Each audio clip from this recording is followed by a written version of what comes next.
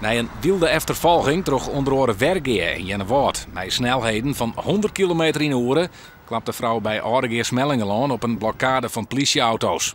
Op Nijsdij weer drie bewiers van de Halmse in de betierde morning vaderen onder invloed van drank en de druk GHB op efter het stuur ziet.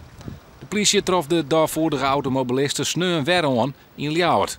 Zij is aangehouden, ze heeft opnieuw een bekeuring gekregen en ook gezegd dat ze niet mocht rijden, uiteraard. Toen werd ze later diezelfde dag weer gezien terwijl ze aan het autorijden was. Toen werd ze weer aangehouden, maar dat wilde ze niet. Ze is weggegaan. Ze heeft diverse wegen verkeerswetovertredingen begaan. Ze heeft heel hard gereden, ook waar je maar 30 mocht.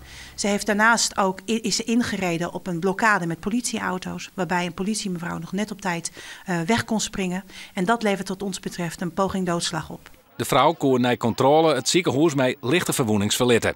Ze zit nu in de cel en wordt morgen verlaten onder de jochtercommissaris.